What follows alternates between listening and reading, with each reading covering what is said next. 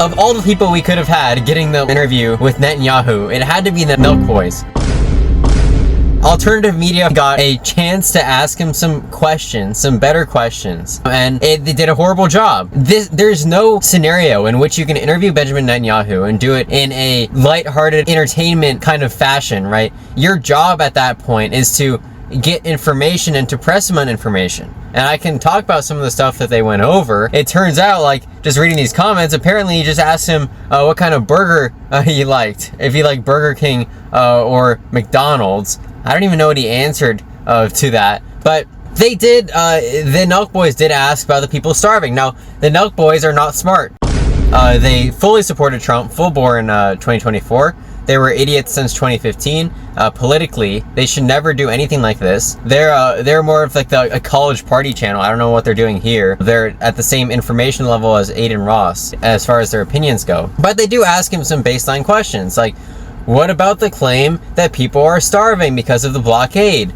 And they actually, I think they did bring up the 78 day blockade. At least I saw in a YouTube short. Now this guy says they didn't question him once. I'm not sure that's true, but they can't push back on his answer at all because they don't know anything, right? How are you supposed to push back on his answer?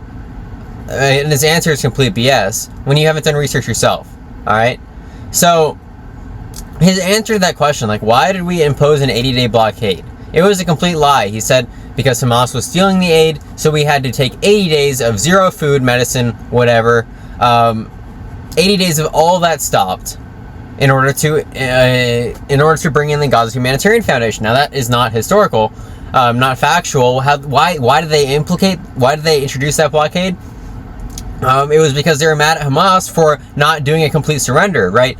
They had the negotiations for another phase of the ceasefire agreement, the hostage release agreement, and they did phase 1, I believe. Then phase 2 and 3 kind of fell apart because they weren't fully set in stone when the ceasefire went into place. They were to be negotiated as time went on, and Israel couldn't get Hamas to completely surrender without Israel completely withdrawing from Gaza, and Netanyahu wouldn't do that. So what did he do? He imposed the blockade, right? This was a response to Hamas not breaking the ceasefire per se, but not continuing it in the kind of fairy tale way that Netanyahu wished that they would. It was an act of anger, right? I will defend them in some aspect because they did let in a large amount of aid before the blockade went into effect, but it was only about 500 trucks in that month, which is more than the population needs to survive on a monthly basis, but it was only for 1 month. Then they had 3 months of zero anything, and it was only meant to put pressure on Hamas.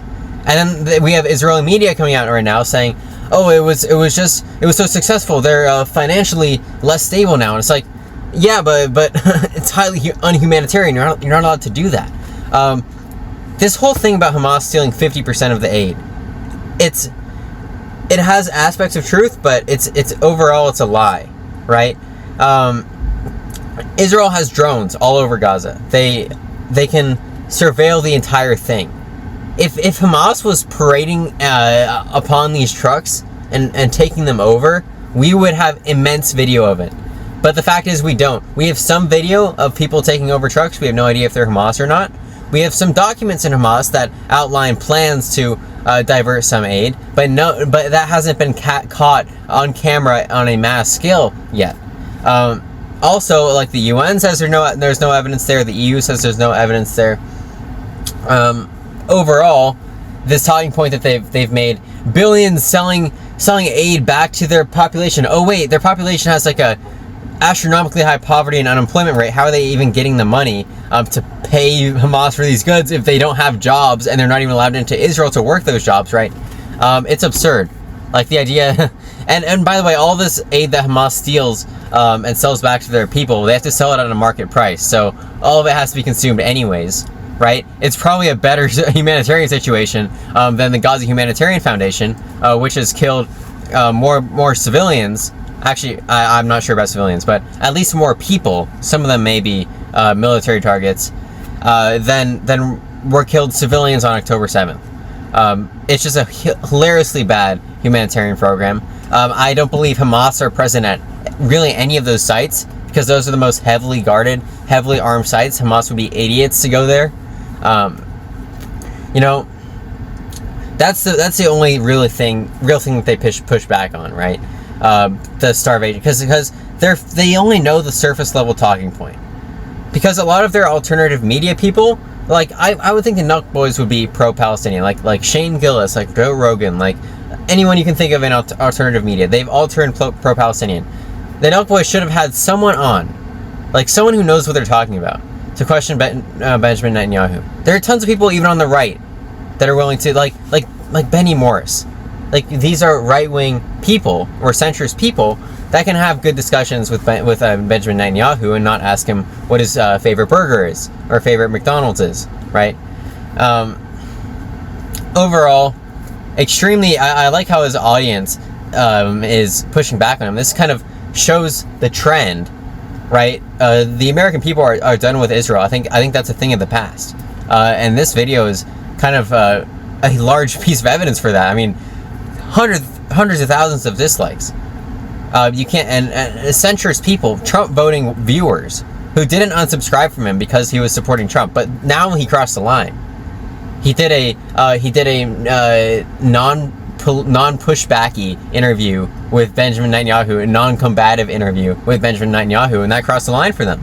And these are centrist people. So this is how American-Israeli relations are going to change from now on. So we have elections incorporating younger and younger people. As we know, the majority of Jews in New York City voted for Zohran Mamdani, right? Cuomo complained about that. It was actually pretty anti-Semitic what he said. He kind of said that Jews had to vote for him because of Israel, and that the Jews are too stupid to know that being anti-Israel is also being anti-Jew. So, you know, it's a good situation, I guess. This video is a very good development. That's all I have to say about it. I'm obviously not going to watch it here on this video. You can watch it by yourself. I probably will barely watch it. I've only seen clips of it. But it's a significant event, and I look forward to seeing how other kind of political commentators take this. I wonder if Ben Shapiro is going to cover it.